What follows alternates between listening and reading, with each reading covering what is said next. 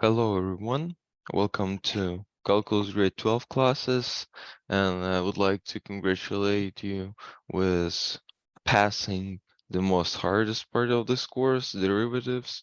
And today we're going to take a look at another really interesting mathematical concept, which is vectors. I'm pretty sure you've heard about them prior to this class in your school studies. But vectors are particularly interesting because they help us to visualize forces, for example, or vectors can help us to visualize speed and its direction, or vectors can help us to visualize airflow in a room where we cannot see it. And about those and other interesting properties of vectors in particular, we're going to talk about today. And I suggest us to move to the lecture material. So guys, just take a few seconds, look through defining the characteristics of vectors. And I'm going to read this for you one more time. Okay.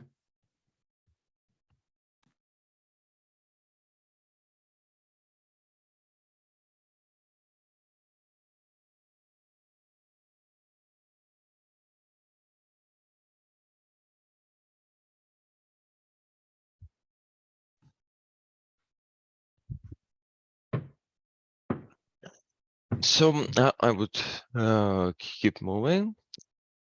So in mathematics, you often face certain quantities. Some of those quantities can be easily denoted only by a single number, right? For example, height, or width, or length. It just scholars. And for vectors, they include in themselves scholars as well as some other interesting properties. Because for basically, speed can be either scalar or vector. For example, if we just say that speed is 30 kilometers per hour, is gonna be scalar, right? Yeah.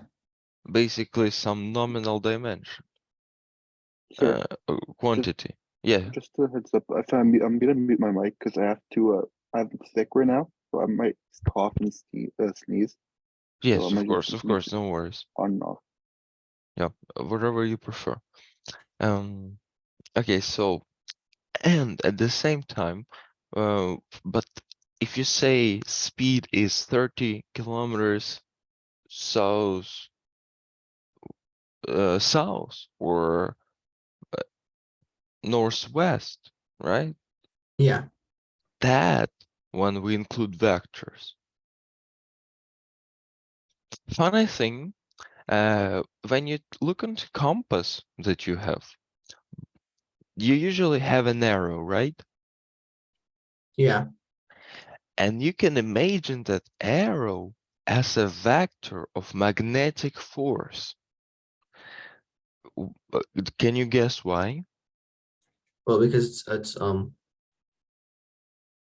magnetic force is moving the arrow, so Because arrows are pointing towards north or south pole of a magnet, right? yeah. And those poles are characterized by whether plus or minus, whether they're pulling or whether they're pushing, right? And magnetic force, as many other physical phenomenon, has its vector. For example, towards north in Earth, you're gonna see a direction of magnetic lines, the negative direction. It's blue, right? You remember it's blue, and south is red usually.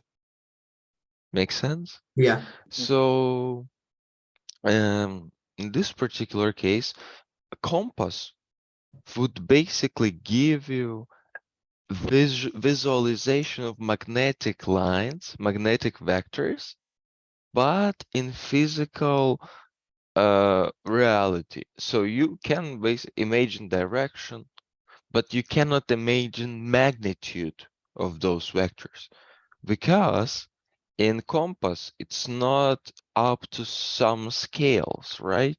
It's just there for us to see. Scale is adjusted in such way that we can see it with our eyes, but magnitude of a vector in the compass has nothing to do with true force, with true magnitude of the magnetic vectors in the real life that are flying around us, that are surrounding the Earth from every direction. Did you get it? Yeah, that makes sense. Oh, those magnetic vectors may have magnitude 10,000 times greater than amount of centimeters in that line, and never not always the length states the length of the initial vector, because length of a vectors we can also describe in other different quantities like newtons. Yeah. Newtons is a quantity of force, and if you have let's say you have table in front of you. Yeah. If you put anything on this table, because we're on the ground, right? It's not gonna fly up Yeah. It's because we are not go down. on Earth. Why Yeah. is it not flying? Because of gravity. And gravity is what? Force. Absolutely right. Basically, gravity, force of gravity is not allowing us to fly into the open space. Yeah. Gravity has acceleration, right? Yeah. Oh, and this is what we want. Remember, problems involving trajectory of a object traveling by a curve thrown up into the air under certain angle to the horizon, something like that. Remember? Yeah. And now, in every one of those questions, if you involve physics, you talk about 9.8 meter per second squared acceleration of a free fall, or Mhm. G in other words. Basically, this is how we interpret force of gravity on Earth. That's how we interpret force of gravity on any planet, actually. We say that the acceleration of free fall on this planet is like that or like that, and that's how we define gravity on that planet. So this acceleration of a free fall is also a vector, because let's take a look at the diagram. Imagine this is the Earth, right? Yeah. And we have center core of an Earth here. Imagine if object is dropped down on the ground from certain height, I don't know, some height. Yeah. That makes sense. And you know that force of gravity points towards the middle of an Earth. It's kind of intuitive understanding. So here, along this perpendicular line, basically, Yeah. or at 90 degree to the surface of an earth, right? Yeah. I'm gonna have a vector of for gravity, and this vector is going to have direction and magnitude, right? Yeah. Great. And you usually don't scale this magnitude like 1 centimeters equals 1 meter per second squared, right? You don't do that. You just note magnitude of a vector afterwards in your notations, and we're going to look into it. Usually magnitude of a vector is called its modulo. Modulo of a vector, let's say we have vector, um,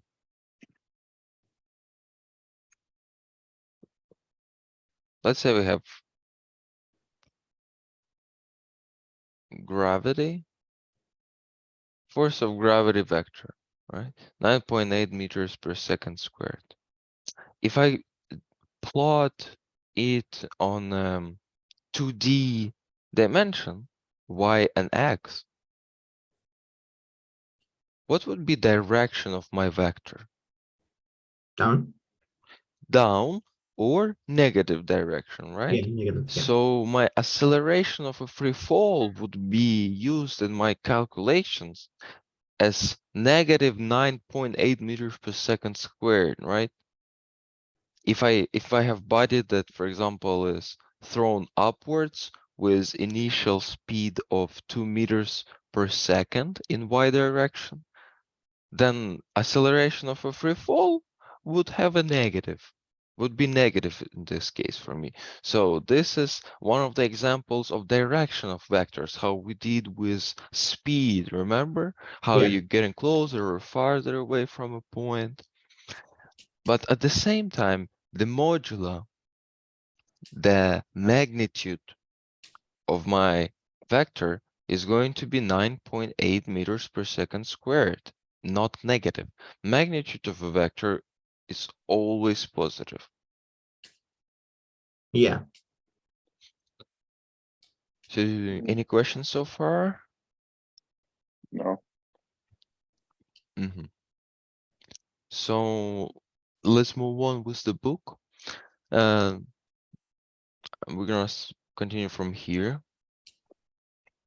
Some examples of scalars are age, volume, area, speed, mass, and temperature. On the other hand, some quantities such as weight, velocity, or friction require both a magnitude and a direction for a complete description, and they are called vectors. Do you see here? Yeah. Weight considered a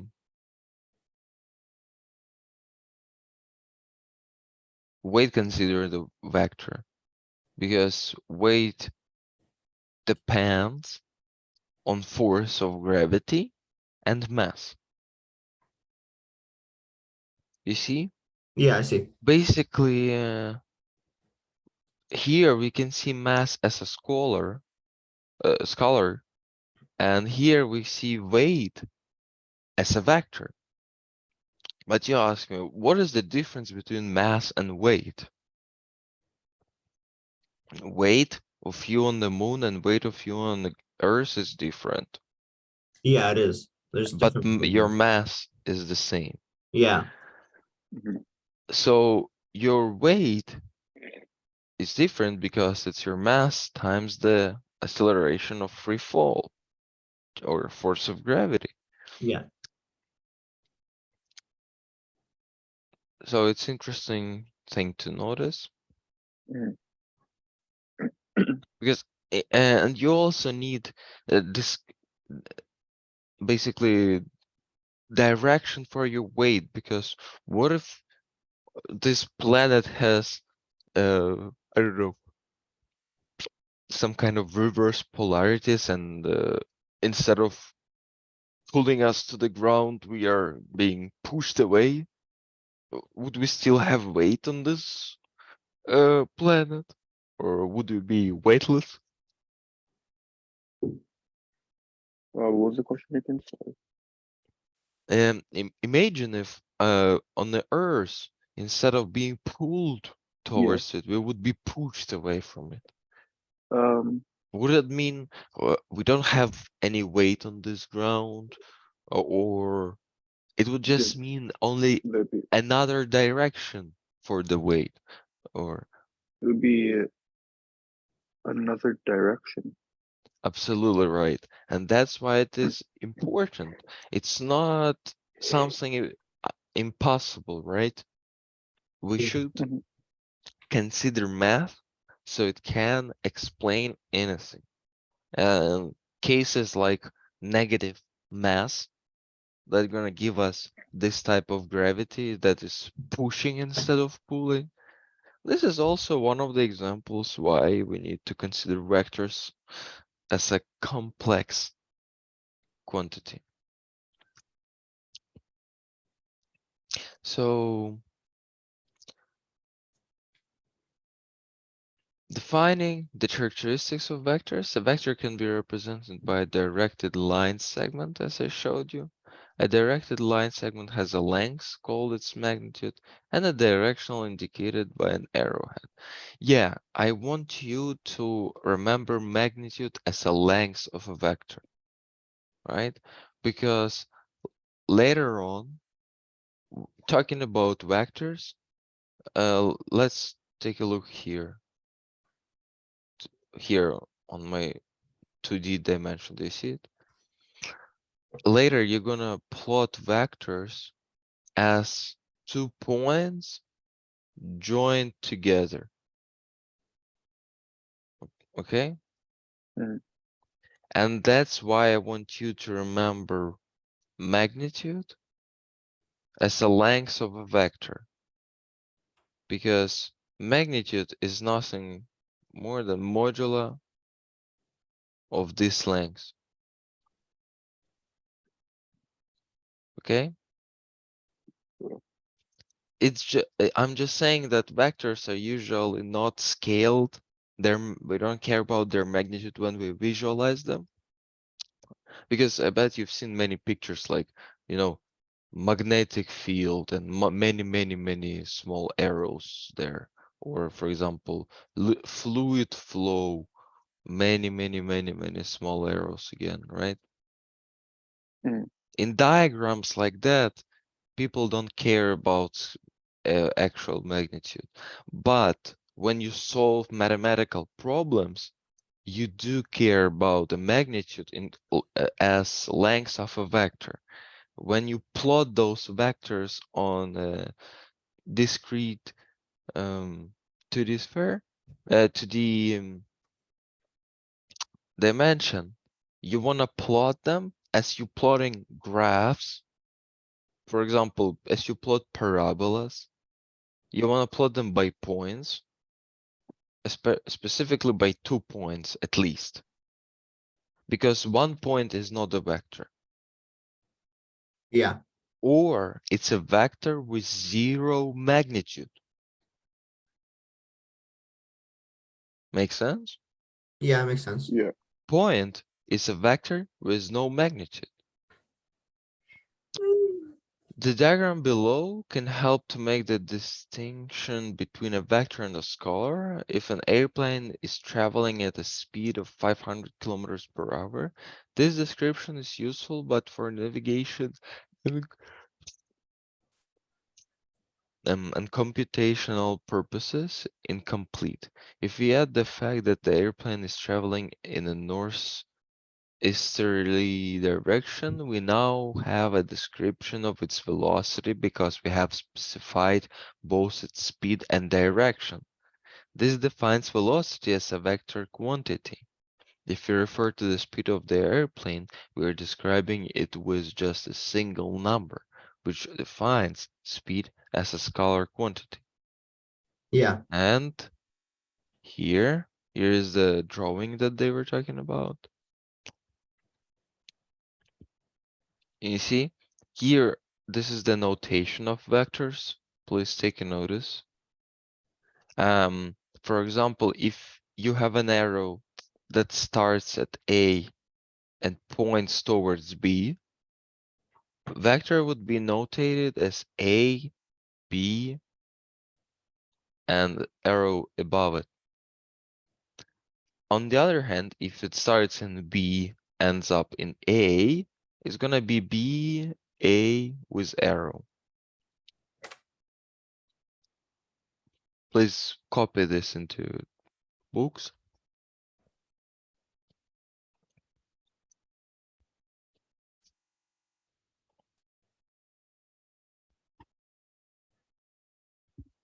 So in the diagram, AB is an example of a vector. In this case, sorry, in this case, it is a line segment running from A to B with its tail to A and head to B. Its actual size or magnitude is denoted by modulo A to B. The magnitude of a vector is always non-negative. The vector AB could be used to represent the velocity of any airplane heading in a northeasterly direction at 500 kilometers per hour, using a scale of 1 centimeters to 100 kilometers per hour. An example, modulo AB, modulo vector AB equals 5 centimeters. Then, what it means? It means we are traveling with a speed of 500 kilometers per hour. The direction of the arrow represents the direction of the airplane and its length represents its speed. You see? So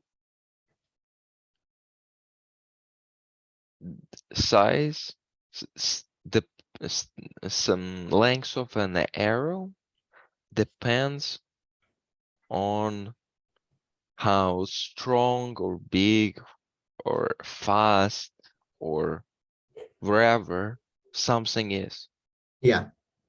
Because now you see, we already discovered two vectors. Now we have vector of speed and vector of acceleration, right? Yeah. If I'm putting something on the table, there are vector of force occurring. First of them is the weight that is pushing on the table. It's a force that coming from an object that I put on a table, right? It's weight. Weight is also in vector. Usually you can see them in the diagrams for airplanes where they have, you know, pitch, roll, yaw, and weight is going to be the thing that counterparts lift. Yeah. We're gonna have lift and weight. We're gonna have drag and thrust. These are four vectors that you can implement in, for example, airplanes. Make sense? Yeah. That makes sense. Perfect. So in the diagram, I think it's clear. We can move on.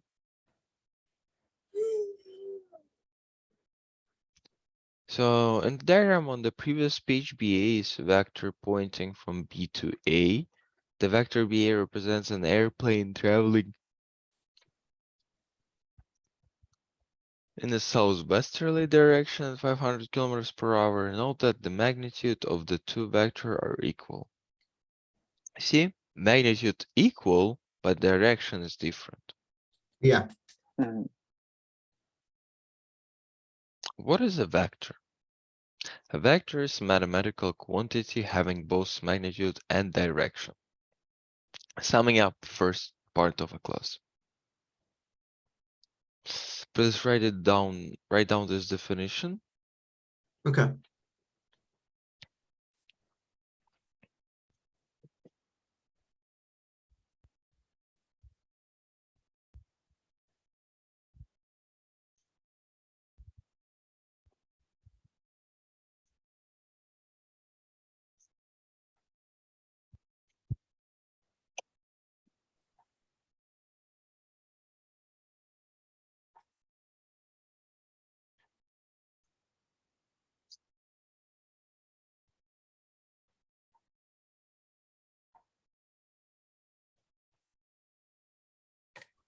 Okay, I think we can move on. Yeah, I got it. Perfect. Opposite vectors. This is how you can denote vectors without their modulo. So we discovered that these two vectors are equal by their modulo. Both of them, for example, have a velocity of 500 kilometers per hour, but in different direction. So we Sure. say their modulo is equal. Can we go back to And the last the slide I was almost finished the writing? this one, Yeah, I just got it. I got it. I had the last word. I didn't get the last word. so and now opposite vectors, we also can represent them without modulo, but with minus. Minus tells us that direction is opposite. A, B does not equals B, A, but minus B, A equals A, B. Okay? Yeah, In this case, their magnitudes are same, and the vectors are parallel but point in opposite directions. You see, it's really important that they're parallel in this case. yeah, Vectors can also be represented with lowercase letters. Oh, by the way, if if my vector would be pointing towards the left, but not like that, but like this, for example, would I still call it?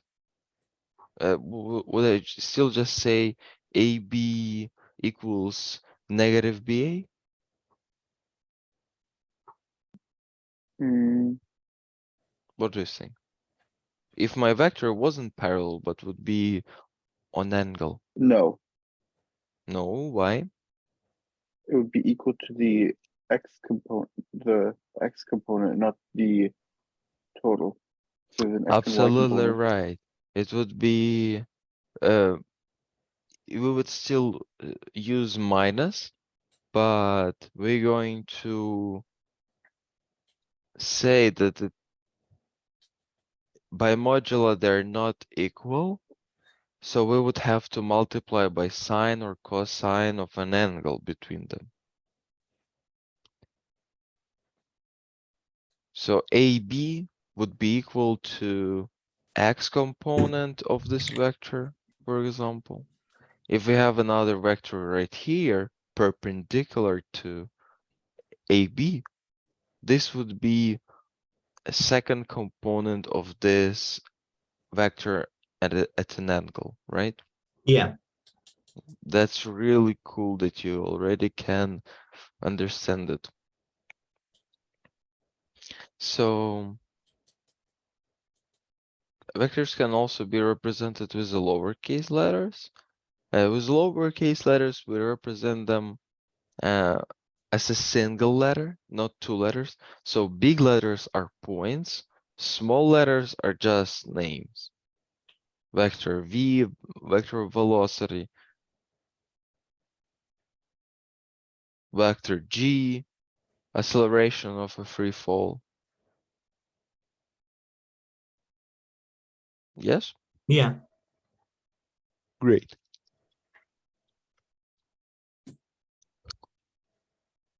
No mention has yet been made of using coordinate systems to represent vectors. In the diagram below, it is helpful to know that A equals 2.0, 2, 0 is a vector having its tail at the origin and the head at 2, 0. Yeah. This vector has magnitude of 2. In example, modulo of A equals 2. And also observe that negative vector A equals negative 2, 0.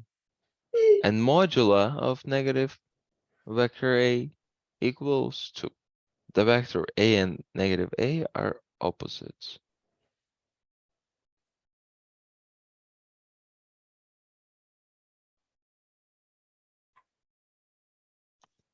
So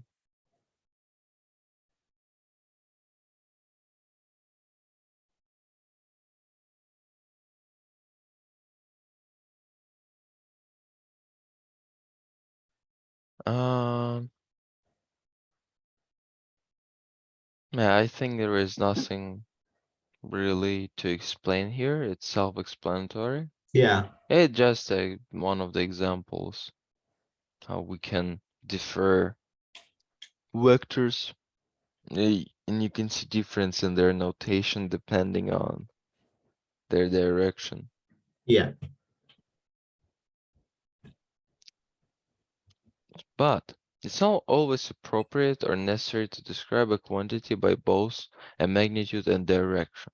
For example, the description of the area of a square or rectangle does not require a direction, right? It's for us, it's a scalar. In referring to a person's age, it is clear what is meant by just the number. We shouldn't mention that this person is aging and not getting younger, right? In referring to a person's age, it's clear what it means. By their nature, quantities of this type do not have a direction associated with them and thus are not vectors. Do you think time is vector? Yeah. Um, I time, it is, Oh, no, uh, time isn't vectors, no. is it? I'm trying to think.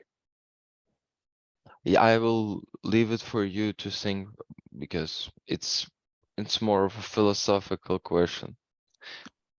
Um, So vectors are yeah, equal or equivalent if they have the same direction and the same magnitude. I would say The, time's a vector. Sorry. uh,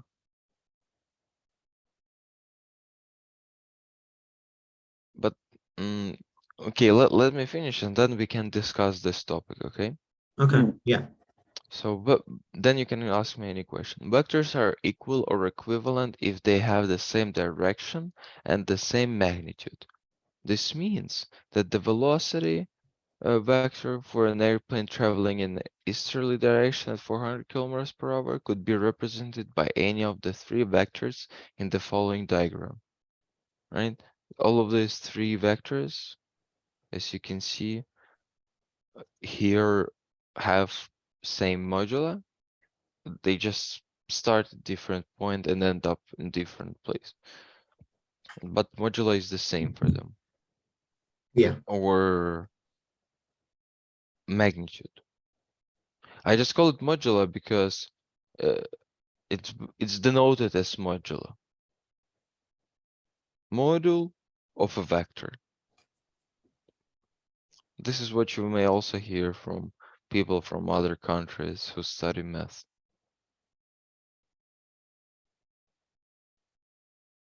So notice that any one of these vectors could be translated to be coincident with either of the other two. When vectors are translated, it means they're picked up and moved without changing either their direction or size. This implies that the velocity vector of an airplane traveling at 400 kilometers per hour in an easterly direction from Calgary is identical to that of an airplane traveling at 400 kilometers per hour in an easterly direction from Toronto. Note that in the diagram this is really important. So we realize that we can say that two vectors are basically identical Yeah. if they have same magnitude and same direction. Basically it means they're parallel, equal, and co-directed. Okay. Because we still can have parallel vectors, but they directed to the opposite direction. Those vectors won't be equal. Note that in the diagram above we have also used lowercase letters to represent the three vectors. It is convenient to write the vector AB as P, for example, and it's in this case P equals Q equals R. Yes, so for vectors, don't be shocked. We have very different letters to use because it's just notation as A, B, C. Okay. Yeah. Some of the vectors are usually have their own name. For example, vector of force. It's noted like this. Yeah. Or vector of velocity. It's noted like this. Vector of acceleration. Vector of from what else? Vector of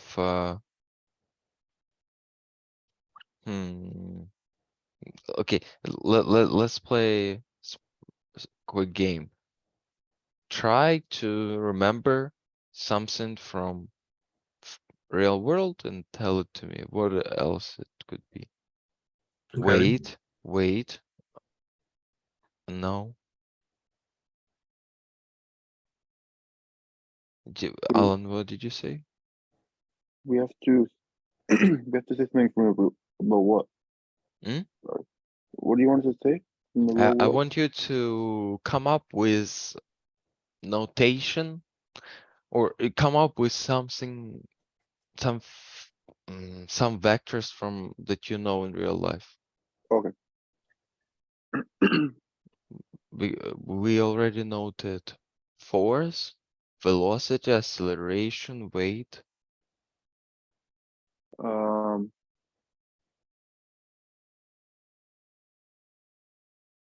would a ceiling fan be one? Hmm?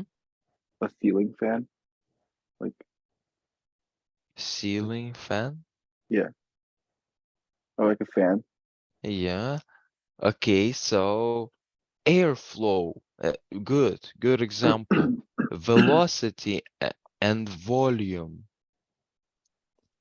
For example, our volume can also have a vector because if we talk about, let's say we have a fan, right? Let me try to. So we have certain fan right here, right? And it blows an air out of it. And we have certain amount of air that is going out from it every second, right? And the amount of air that is getting out from the fan every second we can be described as volume per second. And it's, Okay. uh, Yeah. Yeah. yeah, you see it because, for example, if I blow air really quick, I will blow out, let's say, 10 cubic centimeters of air every second. And I will blow it towards specific direction. Yeah. This air would have its velocity and etc. Yeah, good example.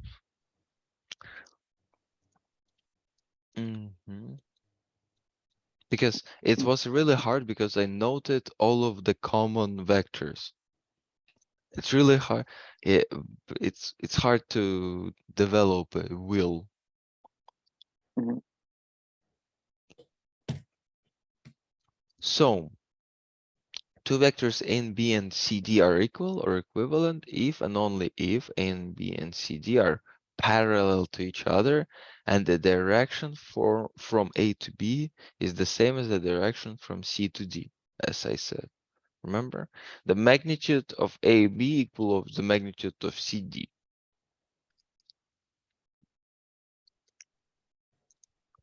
Please write down this definition.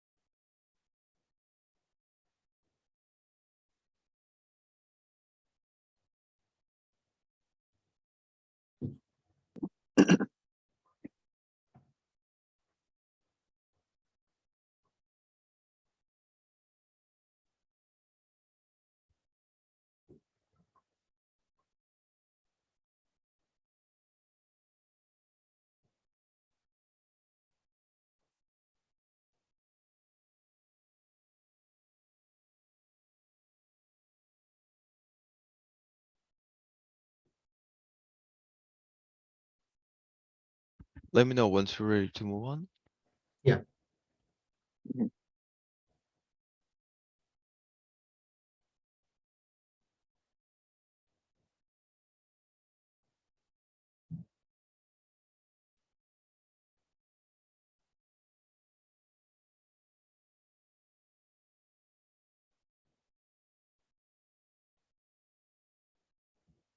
Okay, I'm good. I'm good.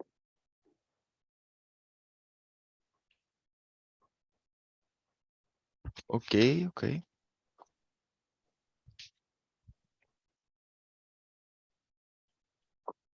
Yusuf, what about you? Yeah, I got it. Okay. Oh, so where is it? I had one more example. Just a second.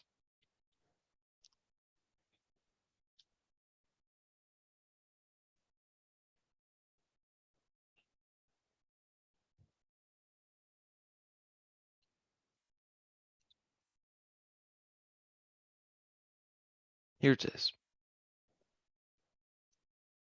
Alan, can you read this example for me? Yeah. Just a second. I'll also bring in the summary as well.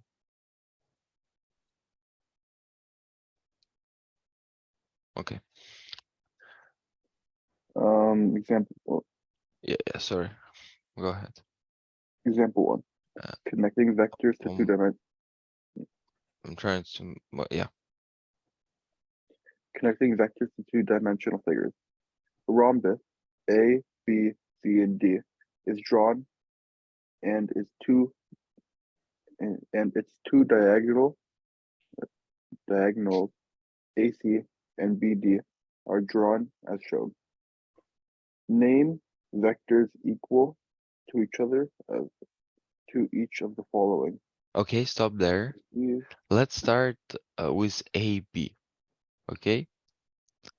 So can you answer me right away which one is equal to AB? DC. Yeah, I think it's pretty obvious, right? Mhm.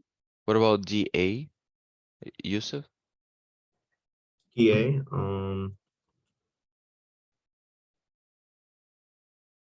Which one is equal to DA? dA like equal to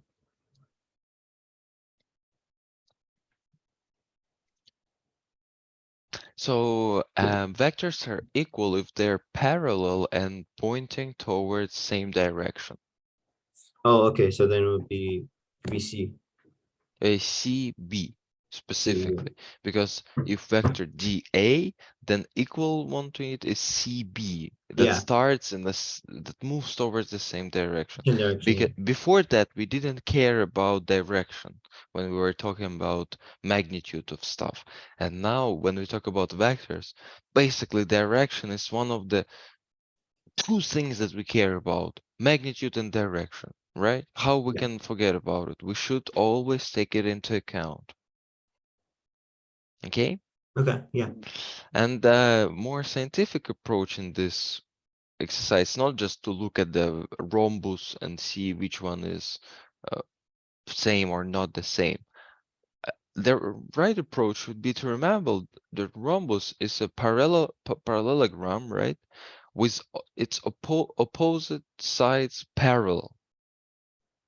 Makes sense? Yeah, that makes sense. So every opposite side in rhombus is equal by its magnitude, first of all, and secondly, they're parallel. They're not Okay. intersecting. Okay, yeah. And that's what we need for vectors to be equal. Now we just need to define where to sketch a point and where to sketch an arrow, where the end and where the end of the vector. And it's, for example, a vector AB, where's the start and where's the end? For which one? For vector AB, where start and where is the end of it? Like there, AB starts from the bottom No, and then goes say start at, start and at, start at bottom and end at top, or well, if we're talking about vectors, I would rather call points. like start at point. I'm not sure like how to say it. Like you want to say like positive, negative, or A vector AB starts in point A and goes to point B, basically. oh, okay, yeah, Makes sense? yeah, The same with DA. DA starts in D and in A. It's but so order of letters in the name of vector is really important. If you say A B equals DC, you would be 100% right. But if you say AB equals CD, you would be 100% wrong. okay, yeah, And it wouldn't be like minor mistake, right? Unfortunately, I wouldn't be able to give you 50%. yeah, Half of it you got right. yeah. It's a big mistake. Because vectors, this is basically why we bring in vectors into mathematics, because we want to give direction to stuff. Because before that, we were able to only describe the quantity of things. And now with vectors, we can also describe its direction. Yeah, Because and direction wouldn't be always linear. It wouldn't be always so easy to understand. So we're gonna start to break up, for example, trajectory. You know, when I throw a ball on a curve and it flies in the curve, it's not flying in a line, right? But for example, at every instantaneous moment in time, it has horizontal uh, horizontal part of its velocity, vertical part of its velocity, right, guys? yeah, For example, my x speed and my y speed. When the ball is thrown at an angle to a horizon, it Mhm. has an initial velocity, Mhm. which then spent which then compensated by force of gravity, right? Force of gravity is acting in y-axis, so it's our y component. So now, if I plot a ball, for example, imagine x is a length, how far I throw it, right? And y is the height, how high I can throw it. And a y equals 0 is going to be the ground level. Okay? Yeah. And let's say I'm a baseball player. I'm the best baseball player, you know? I'm just like, yell, yay, yell, yell. What would you call it? Yelling. No, throwing. Okay, throwing the Oh, ball, pitching. Oh, pitching. pitching. Yeah. Mm, Um, pitching a ball, but upwards. Like I want to kill a satellite on a near Earth's orbit. Mhm. I'm throwing it really far.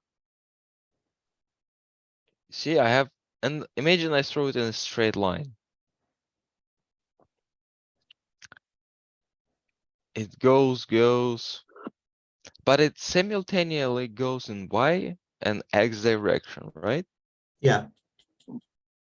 Simultaneously in X and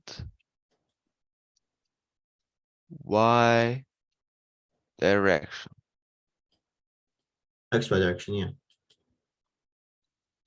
And here we are ready to talk about, components of a vector. Alan already told us about it before in this class. And here, let's say, trajectory of my ball would be something like this. So here you can see that my X component would be always parallel to the ground. And in ideal situation would be always the same. When I throw a ball, only its Y component will change over time. Because my initial velocity of a ball and depending on that, an angle to the horizon is also important because using that I will calculate my Y component, right? Using this angle to the horizon. Yeah. And specifically, if you want to split up a vector that is not coaxial with Y or X direction, you want to split it in Y and X component, you're going to use sine and cosine. It's really simple as that. Basically, what we get here with three vectors is a right triangle.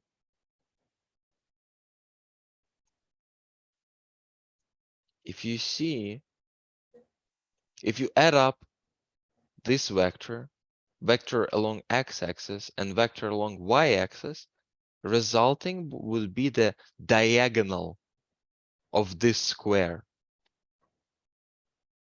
Okay?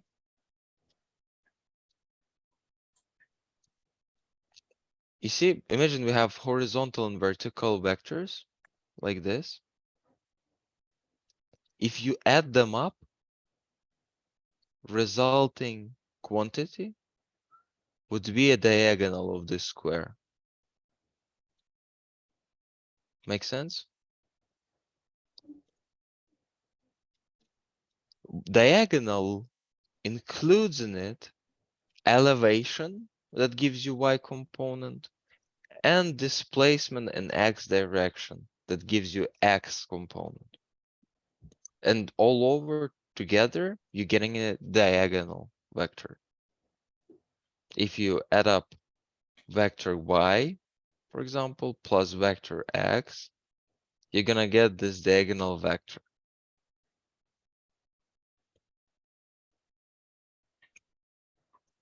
So any questions? Sorry? Any questions about this? No, no questions so far. Okay, so um,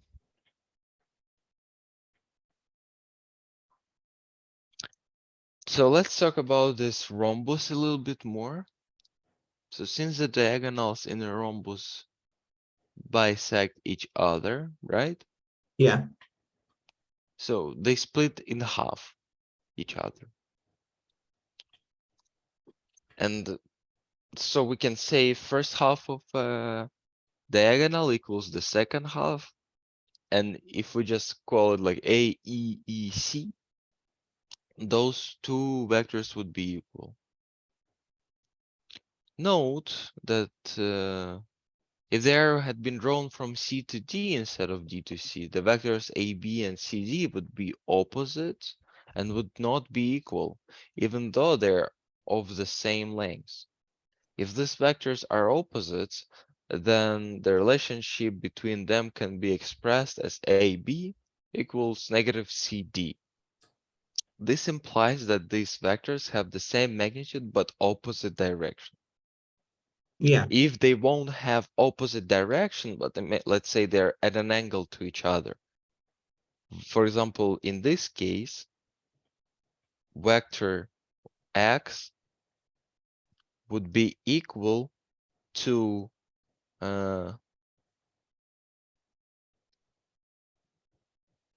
cosine alpha. Alpha is an angle to a horizon. Cosine alpha is vector of velocity that we throwing our ball with, right? yeah, So vector x, x component of this vector of velocity would be cosine alpha. And what would be the y component?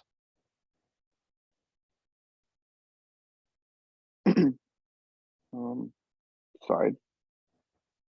Of course, it would be sine alpha.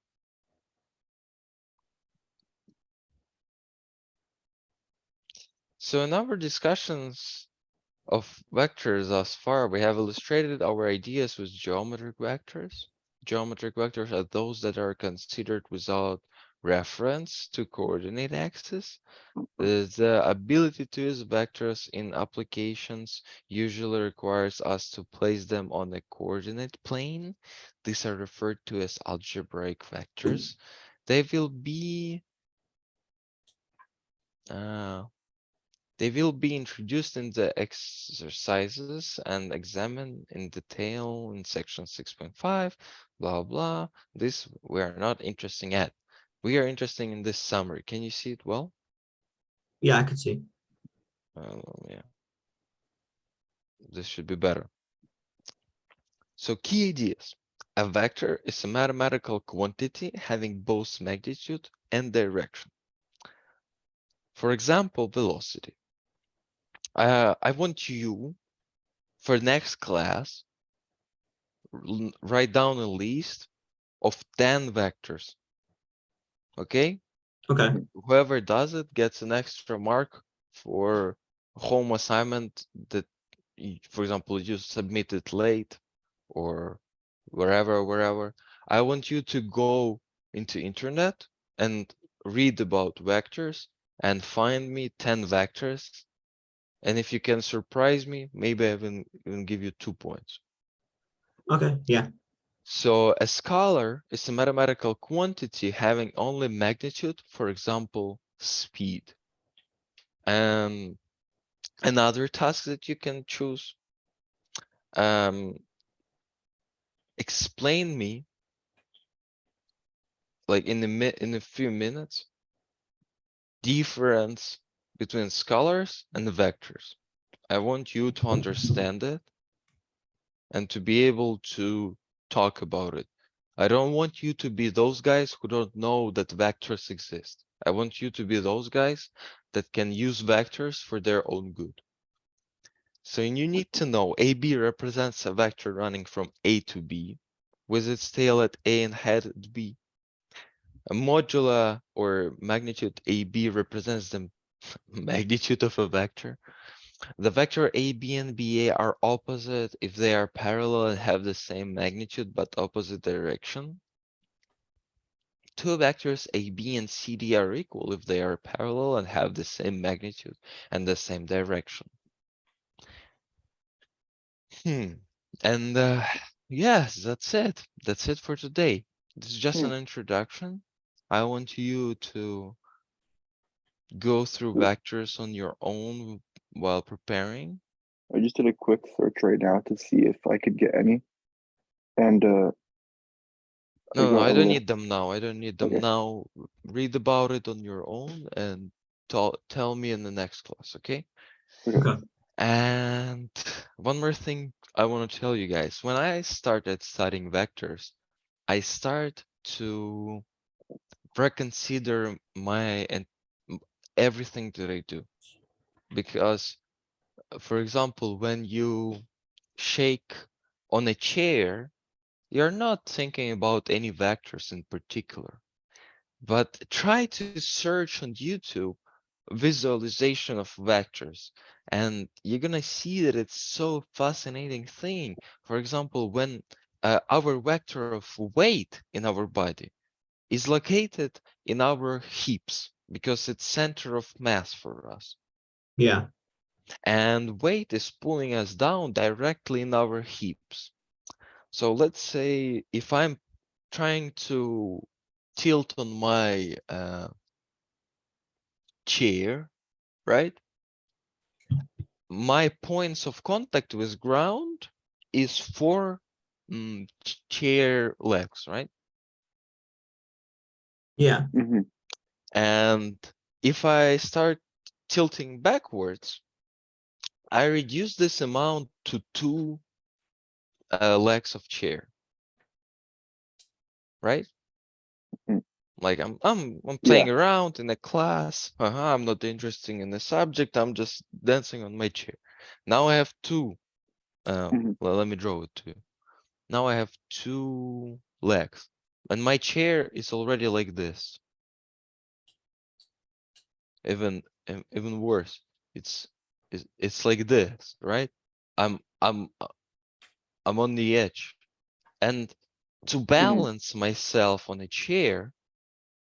So basically, this is the ground, and this is how ground pushes my chair because of my weight, and or this is the axis. This is the direction in which my chair pushes on the ground. And let's say I'm sitting here right in the middle, and this is my weight pulling down. And you can know if I start sitting here closer to the back, my vector start pushing here, right? Yeah. And now look at it, how it can balance. It cannot balance at all, right? Yeah. Can't balance. Because we have a leverage, but it's because we displace the vector away from point of the balance. If we would keep our vector of weight, if we would sit directly on this point, then we may not fall and we may still be able to maintain some balance. This is what you see in Shaolin monarch performance when they sit on a nail or do something like that. They basically, of course, they show you their training, but in order to do that, they using vectors, forces, directions, magnitudes. Mhm. That's really interesting thing to study. So I hope guys you interested in this topic, and I'm looking forward to see you in the next class on Monday. And please do your homework and let's keep in touch. Good luck. Good luck to you Bye. guys. Okay. Thank you. Thank you so much. Thank you for your class. Goodbye.